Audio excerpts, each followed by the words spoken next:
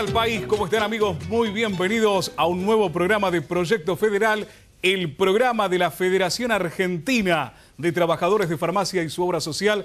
Hoy, junto a ustedes, vamos a estar compartiendo la emisión número 496. Y como siempre, tocando temas de actualidad, vamos a hablar de política, vamos a hablar de economía, vamos a hablar de salud, vamos a hablar de todos aquellos temas que son de tu interés. Gustavo, ¿qué tal? ¿Cómo estás? ¿Cómo te va, Luis? Muy buenas noches a todos ustedes.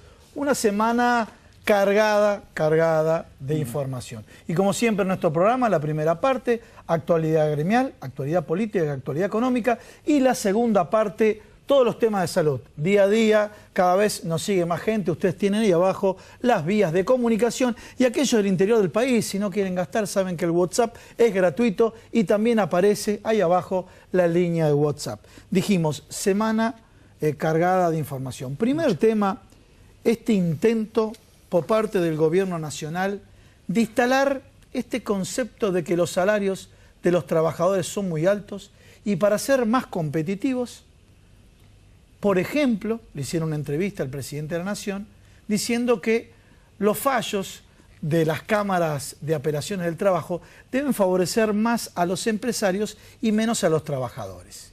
Con ese comentario, de alguna manera, uno empieza a dilucidar una serie o una tendencia que se piensa a implementar en los medios de comunicación, tratando de instalarlo como una verdad revelada, que los salarios son muy altos, ¿no? Y bueno, ustedes saben lo que ha pasado ahora. Todos los gremios han cerrado, paritarias, pero de alguna manera con señales de alerta temprana diciendo, en cualquier momento nos volvemos a reunir. ¿Por qué? Porque la inflación está por encima de lo que habíamos pautado. Y les pasó a todos. Tuvimos en el día de ayer la inflación de la CGT, que dijo que en julio fue del 3,1% y que acumuló un 46% interanual. Fíjense este dato, cuando ustedes saben que los trabajadores durante los últimos años siempre de alguna manera le han ganado a los indicadores, a los guarismos de la inflación, exceptuando el año 2014, 2 años en los cuales estuvieron por debajo o acompañando la inflación. Esto, más allá de una disputa competitiva, lo que hace es incorporar al asalariado, a la clase media, y en materia de macroeconomía hay mayor consumo volcado al mercado interno. ¿Y por qué digo esto? Así como el indicador de la CGT marca que acumuló un 46%, el decir más bajo, los que menos ganan, los asalariados que tienen el mínimo, ese decir fue el del 52%. A esto lo atamos con lo que pasa el día a día. Aumenta la carne, no hay manteca, aumenta el aceite, y todo esto es el consumo interno. Y por otro lado, uno dice, bueno, defiendo al sector empresario, a las pymes, sí, por supuesto, a los textiles, a los marroquineros, todos ellos que hacen que el segmento, cuando recupera su salario, tenga mayor consumo y no se sustituya por importaciones.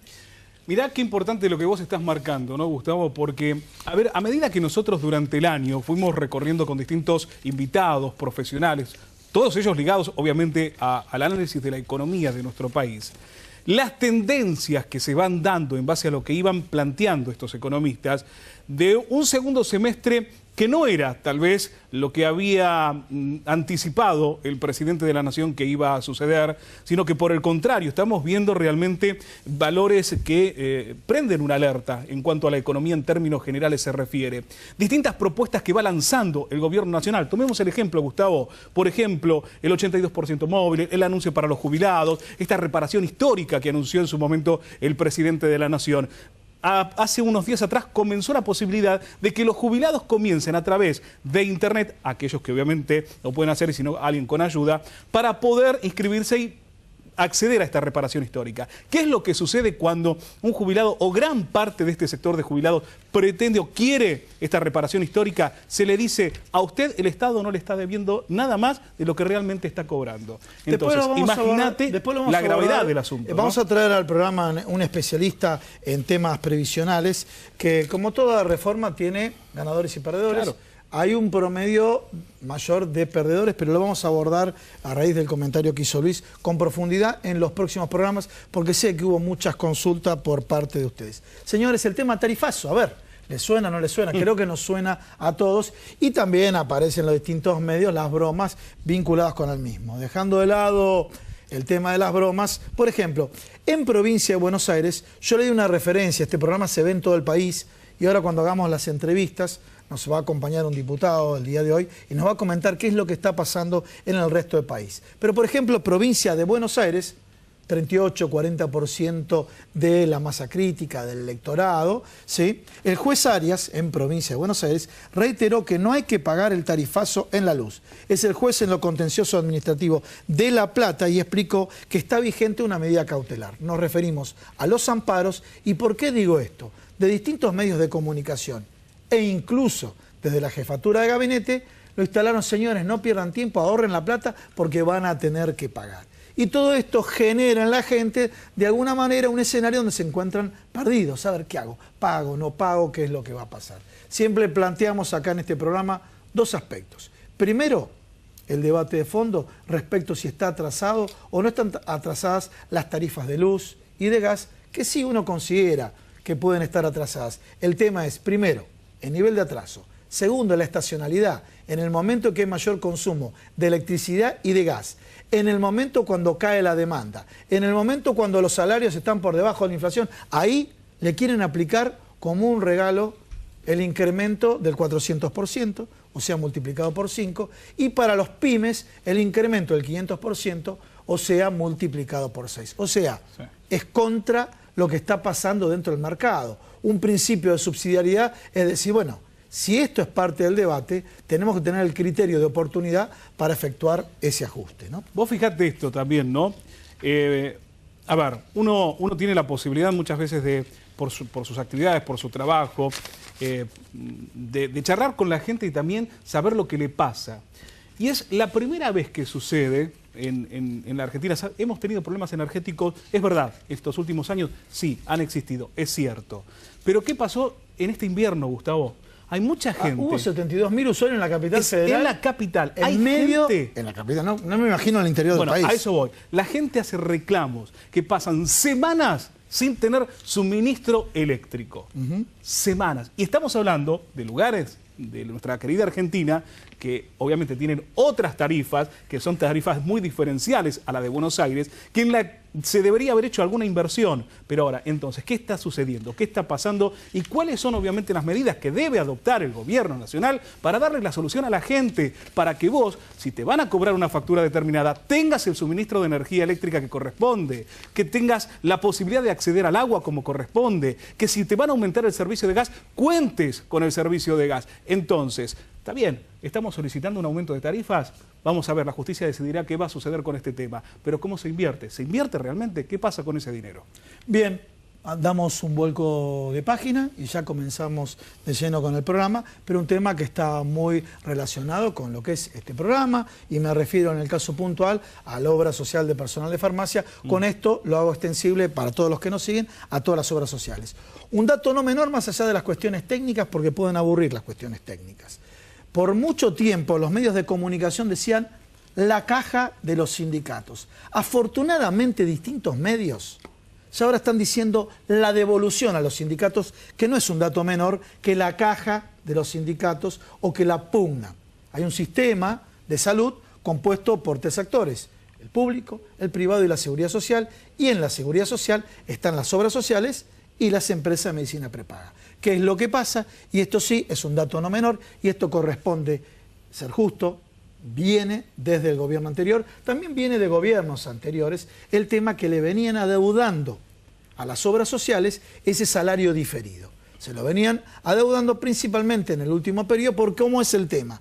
Le retienen del sueldo de los trabajadores y va una caja compensadora. Para no hacerlo más complejo ustedes, Fondo Solidario de Retribución. En esa caja compensadora, ¿para qué es? Para que una obra social que recibe, por ejemplo, 4 trasplantes de médulas, muchos enfermos de SIDA, que tiene un alto costo el tratamiento, esa obra social no se funda, entonces hay una caja compensadora. Ese dinero se le adeudaba a las obras sociales. Pero esta devolución que mencionó en el día de ayer el presidente de la Nación, ya varios gremios dijeron, esto es parte del dinero que nos adeudan. Esto no tiene nada que ver con todos los derechos que estamos reclamando en cuanto a la recomposición salarial principalmente, que es lo que más está doliendo en el bolsillo de los trabajadores. Y ahora sí presentamos a las instituciones que nos auspician y las vías de comunicación. Vías de comunicación rápido, porque hay muchos invitados para tus preguntas, dudas, inquietudes, lo que quieras trasladar, bienvenido. Desde ya va a ser a través de nuestro email, proyectofederal@gmail.com, y por supuesto un programa hoy para alquilar balcones, ya te lo digo. A ver, dijimos, las vías de comunicación 116-136-7550 es nuestro WhatsApp. Aquellos que quieran dejarnos un mensaje, ahí no tienen cero costo. Pero eventualmente aquellos que no tienen la posibilidad también lo pueden hacer al teléfono habitual del Proyecto Federal. 116-137-2247. Momento, ahora sí, de conocer las instituciones que nos auspician y de lleno con la emisión 496 de Proyecto Federal. Ya venimos.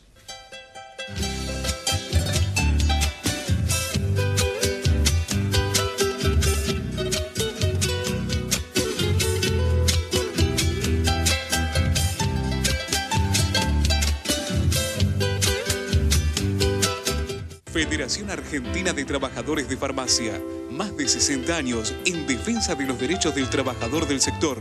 Comprometidos con la formación de nuevos líderes sindicales. 011-4943-4005. Obra social del personal de farmacia. El mejor remedio para su salud. Trabaja en defensa del sistema solidario de salud. 0800-333-9820. Turismo Social de FATFA. Piensa en el descanso de todos los trabajadores de farmacia, ofreciendo un amplio circuito hotelero en todo el país.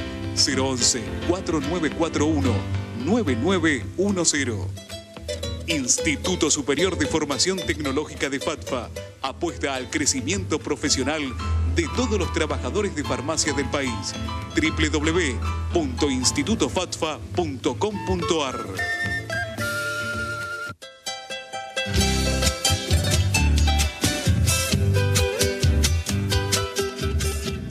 Comenzamos el programa de hoy, pero no presentamos a los invitados, ¿no es cierto, Luis? Por supuesto, a quienes van a estar con nosotros. En primera instancia, en un ratito vamos a estar hablando con el doctor Guillermo Benazar. Él es reumatólogo, jefe de residentes del Hospital Rivadavia. Tema: artritis reumatoidea. En un ratito nada más. ¿Tendremos artritis? Mirá, no sé. Creo que por vamos el rango, a preguntarle. A ver, creo, para descontracturar un poco, creo que por el rango etario, pero no hice ninguna pregunta, imagínate qué mal de parte nuestra, creo que zafé por ahora, pero le vamos a preguntar porque a veces hay señales de alerta que no nos damos cuenta. Y también tenemos, hoy nos acompaña un cirujano plástico que nos va a hablar de cirugías plásticas y reparadoras, y es el doctor Carlos Trillo. Pero por ejemplo, este tema... un ejemplo, aquellos que realizan prácticas deportivas que están expuestos al sol en todo momento. Te pica la piel y anda al médico. Puede ser un cáncer de piel, ¿no? Y bueno, generalmente el doctor Carlos Trillo nos va a acercar sobre este tema, bueno, y cómo trabajan desde la cirugía para este tipo de patologías. También dentro del ámbito político gremial, para el cierre del programa, es una nota que le hicimos al secretario general de la Federación, donde le va a explicar a todos ustedes, a todos, a la población y principalmente a los trabajadores, este intento que se piensa de alguna manera instalar de flexibilización laboral, ¿no? Y él nos va a aclarar todo lo relacionado con esto y la posición que hay desde la propia Federación. Y en materia política ya estamos con un diputado. Diputado, ¿qué tal? Muy buenas tardes, bienvenidos. Estamos hablando de Darío Martínez, él es diputado nacional del Frente para la Victoria por la provincia de Neuquén. Qué actualidad, ¿no? Qué país este 2016 estamos viviendo. Bienvenido. No, gracias a ustedes, Gustavo, Luis, gracias por la invitación y gracias por permitirme hablarle a la teleaudiencia y explicar un poco lo que uno intenta, como decías vos, en un país muy distinto a lo que teníamos de siempre. Algunos dirán, como nosotros, mucho peor, otros dirán mejor, pero la realidad es que es la otra cara de la moneda, totalmente lo contrario. A ver, yo le quiero comentar a todos ustedes, el diputado Darío Martínez se hizo muy mediático, esa sería la palabra, en cuanto a la trayectoria como profesional de la política es vasta, pero se hizo mediático con el tema de Panama Papers y con la presentación de la denuncia contra el presidente de la Nación, que sí lo vamos a tocar en el día de hoy, pero también abordaste temas como, por ejemplo, algo tan sensible para un segmento de la población, que es el tema de, uno, es el tema del tarifazo. Y otro de los temas es la reforma del impuesto a las ganancias, que el gobierno actual había prometido quitar el impuesto a las ganancias y de hecho lo dejó, ¿no? Sí, tal cual. Mira, como vos decís, el 100% de los argentinos votaron modificaciones en ganancia porque era uno de los caballitos de batalla de todos los candidatos, por eso digo el 100%, lo había planteado Macri, Scioli, Massa, Stolbizer, Del Caño. Yo juré el 1 de marzo y la primera semana ya estaba presentando para honrar la palabra de la campaña. Digo, en la campaña habíamos hablado de eso, presenté modificación a la ley de ganancia, una modificación integral, monotributo y bienes personales, porque pensé que esa era iba a ser la agenda, al menos la que habían planteado los candidatos en campaña. Sí. La verdad que muy lejos de la realidad. Nosotros no hemos logrado tener ni siquiera quórum en la comisión para discutir este tema, que era tan sensible en la campaña y que sin embargo hoy para el gobierno lo primero que hace es patearlo para adelante. El gobierno tiene como dos velocidades, una de agilidad para devaluar, para quitar retenciones al agro, a la minería, para pagarle caro y mal a los fondos buitres porque había un fallo de la Corte, un fallo de un juez de Estados Unidos que decía que había que pagar. Ahora, cuando hay fallos de la Corte que dice que hay que devolver la coparticipación a las provincias o pagarle a los jubilados, ya ahí no le pagamos, ya vamos y le pagamos con quita y en cuotas y no discutimos, digamos, no está dentro de la agenda los temas que venían con la gente, que era como el tema ganancia o el tema que está hoy en discusión, tarifas. Esos temas pareciera que no están dentro del radar del Ejecutivo. Hemos hecho sesiones especiales para derogar ley de medio, para votar el blanqueo a los que tenían fondos y capitales en el Para extranjero. evitar la derogación de la ley de medios. No, hubo una sesión especial para derogar la ley de medios. Sí, perfecto. Y además hemos hecho sesión especial para votar el blanqueo de capitales para aquellos que tenían afuera y no pagaban impuestos. Para eso sí, como que había un apuro para hacer una sesión especial o para pagar a los fondos buitres.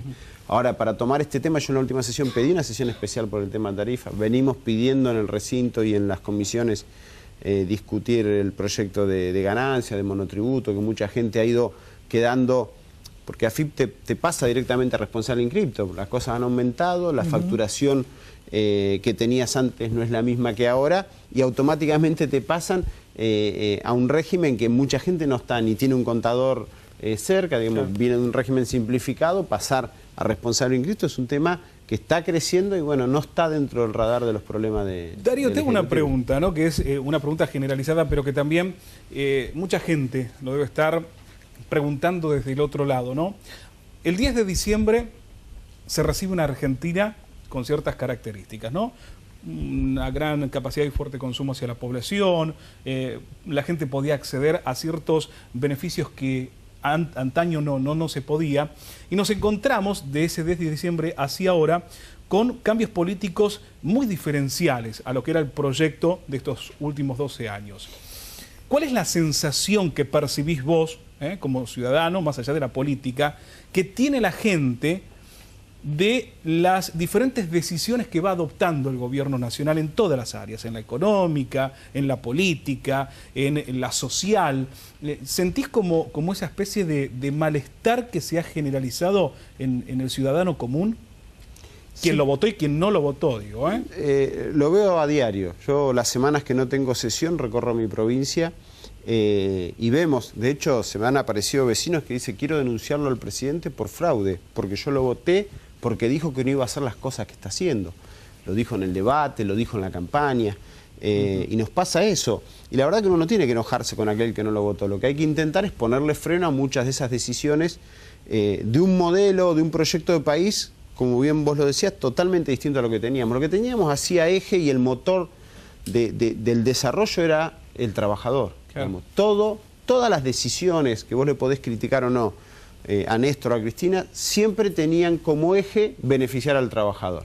Te quiero interrumpir. Eso, beneficiar al trabajador, está relacionado con algo económico, es el consumo interno. Bueno, por supuesto. El trabajador lo vuelca al consumo interno, no lo lleva, pues te lo voy a relacionar con tu tema, Tal no lo cual. lleva a los Panama Papers, se vuelca al consumo interno, que sea el que puede una moto, el que en un autito, el que no vacaciones, que generalmente en el ámbito laboral es dentro del contexto de nuestro país, eventualmente un país limítrofe. Sí, y además, ojo, porque les fue bien a los trabajadores, pero no les fue mal a los empresarios en ese periodo. Entonces no era una cosa o la otra, lo que sí era el motor de esa economía que generaba un consumo interno que hacía que todos tengan trabajo. Por eso la inclusión de los jubilados, por eso el procrear, por eso tantas herramientas que tenían que ver con esto, con un consumo interno fuerte que genere más trabajo. El abuelo cuando se jubilaba o el trabajador cuando tenía un beneficio lo gastaba en el barrio, en su localidad. Como bien vos decías, seguramente no se lo llevaba afuera en esa sangría que tenemos. Porque yo, si bien le hice la denuncia al presidente y era un tema que no fui contento a denunciarlo, la verdad que Mauricio Macri, presidente hay uno solo, pero Mauricio Macri, empresario, que va y se la lleven afuera para pagar impuestos, lamentablemente en la Argentina hay muchísimos. Y eso es una lucha que también quiero darla en el Congreso y estamos intentando. Pero bueno, la respuesta a mis planteos de qué herramientas necesita la AFIP con respecto a esto, bueno, públicamente no me contestó nada Marcos Peña, pero me mandó un proyecto de blanqueo, o sea, lo peor que podría haber mandado. Pero volviendo al tema, digo, era un modelo que hacía eje en el trabajador y en el consumo interno. Bueno, ahora vemos que eso, para este nuevo modelo, es el objetivo a derribar. Entonces empiezan con una devaluación que te saca el 40% rápidamente, van a venir con la flexibilización laboral, empezaron con los despidos, digamos. ¿Ellos qué necesitan? Para ellos, hoy el trabajador o el costo laboral es el mayor costo, lo ven como un empresario. El trabajador es un costo, necesitamos una moneda débil, o sea, devaluar para vender afuera en dólares, un modelo agroexportador. Vendo afuera en dólares, pago sueldo lo más barato posible. ¿Y eso cómo se hace? Despidiendo gente y generando una recesión que nos lleva a un camino, la verdad que no de buenas noticias, de lo que uno ve en este panorama. Bueno, nosotros desde la oposición, porque la gente nos votó para ser oposición, tenemos que intentar ponerle freno a estas medidas que ya en la Argentina, mira, yo tengo 41 años y ya las vi, así que me imagino los que tienen más años que yo ya saben de qué se trata esto y saben que el resultado no es positivo, y cuando le va mal al trabajador, le va mal al país. No hay forma de que le vaya bien al país, al trabajador le va mal. Un temita, y después queremos preguntarte el tema de Panama Papers. El rol del Estado. Yo lo sé mirando a cámara, después te pregunto a vos. Señores, en los países de derecha, no de centro o de centro izquierda, de derecha, cuando ocurre un conflicto como el tema del aceite, cuando ocurre un conflicto con la falta de un producto sensible a la población, se dice que a futuro hasta puede faltar o no leche, pero el tema de la manteca y demás, el Estado interviene. Repito, en países capitalistas que van hacia la derecha, no centro o centro izquierda. Acá en la República Argentina, ¿cómo lo ven ustedes? Que dice que no puede interferir en este conflicto, y me refiero a quien está a cargo de la cartera, ¿no? Lo que pasa es que lo que está arriba en el orden de prioridades del presidente, que gobierna más como empresario que como presidente, es las utilidades de las empresas. Y cualquier decisión va a tener relación con esto. ¿Cómo obtienen más utilidad las empresas? No importa la calidad de vida de los argentinos. ¿Y el rol del Estado? Y bueno, justamente en eso, lo que ellos entienden que el Estado tiene que participar lo menos posible, ser lo más chiquito posible. Todo lo contrario de lo que veníamos sosteniendo, o aquel que tiene una vocación justicialista como la mía entiende que debe tener como rol el Estado, intervenir cuando el desequilibrio es muy grande, redistribuir de una mejor manera. Bueno, o cuando falta un producto sensible a una canasta, ¿no? Ni hablar, pero la visión de ellos es todo lo contrario, y bueno, va a haber estos choques y estos conflictos permanentemente. La verdad que yo creo que muchos de los argentinos que votaron a este gobierno hoy deben estar arrepentidos, pero además el gobierno tiene que entender que echando culpas al anterior no resuelve los problemas, porque el país sigue funcionando, los problemas siguen sin resolverse, y la verdad que esta gestión lo único que hace es echar culpas para atrás, con un bloqueo mediático importante, y tomar decisiones que solo favorecen a un solo sector de la sociedad, que es al sector de los empresarios, a los que más tienen, y la verdad que ellos son justamente... No digo que no lo necesiten, pero son los que menos necesitan del Estado. Darío, a ver, uno cambia la tele, ¿no? Ve los canales de noticias generalmente, y ve un perfil informativo determinado que tiene que ver, bueno, relaciones hacia la expresidenta Cristina Fernández de Kirchner, mostrar distintas situaciones que tienen que ver qué sucede judicialmente o no con la expresidenta, pero hay un tema que también no se toca y del cual vos tenés mucho que ver, que es también entender la gravedad o no que puede ser que el actual presidente de la Nación pueda tener una relación con los denominados Panama Papers y ser partícipe de algunas posibles asociaciones que la justicia debería investigar. De esto, los medios, uno mucho no lo ve. No, seguramente los medios han sido parte también de que Macri haya llegado al poder, y en eso tiene un blindaje. Lo que sucede es que tenemos un problema de fondo en la Argentina. Yo recién decía, cuando lo fui a denunciar no fui contento, pero había un delito y yo como funcionario estoy obligado, ante tomar conocimiento de un delito concreto, a realizar la denuncia. Y lo que yo denuncié lo está ratificando la propia UIF, la Oficina Anticorrupción, aunque no lo quiere investigar, pero es tan obvio que bueno, se va dando los pasos para ratificar, para que la justicia pueda ratificar lo que nosotros denunciamos. Yo lo denuncié no por omisión maliciosa, como dijo él cuando salió a hablar. Lo que sucede es que él cada vez que habla miente porque no puede decir la verdad. Las sociedades en guaridas fiscales se crean para evadir y para lavar dinero, no se crean para otra cosa. Como él no puede reconocer y él está vinculado y acreditado su participación en 2 sociedades creadas en guaridas fiscales, Flex Trading, que ya está dada de baja, pero que funcionó. Y Cagemulla. Flex Trading, él lo primero que dijo, no, es una sociedad que nunca alcanzó a funcionar, no tuvo cuentas. La verdad que Macri es tan desprolijo como presidente cuando toma medidas sobre las tarifas como lo fue como empresario. Y como empresario, todos te van a decir el mismo libreto. Si te agarran, vos lo que tenés que decir es que esa sociedad nunca funcionó, porque ¿qué pasa? En esas guaridas fiscales no hay asamblea de accionistas, no se lleva contabilidad, no tienen la obligación de presentar libros de contabilidad, o sea, no hay registros contables, las acciones son al portador, por ende no hay ningún papel que pueda ratificar el movimiento de esa sociedad. Entonces todos dicen lo mismo, fíjate que todos dicen eso y le echan la culpa al padre. Darío, lo mismo que hizo Cameron. Pero para terminar esto, digo, Macri es tan desprolijo que con esa sociedad creada en una guarida fiscal, que además Flex Trading es de Bahamas, no de Panamá, como dijo él, con esa sociedad salió a invertir a países donde contablemente son más serios, como Argentina, Brasil. Y ahí dejó registros de esas operaciones, que es lo que yo presenté en la justicia. Operaciones, no llevé documentación periodística, llevé las actas de Flex Trading, el cadastro del gobierno de Sao Paulo, donde quedó registradas las operaciones de más de 9 millones de dólares comprando acciones. ¿Cómo hizo una sociedad que según él nunca funcionó, no tuvo movimiento, no tuvo cuentas para comprar acciones por más de 9.300.000 dólares? Bueno, lo tiene que explicar él de dónde salió ese dinero. Darío, hacemos lo siguiente. No te vayas, vamos a un corte y cerramos el tema de Panama Papers. ¿Te parece? Vamos a un corte.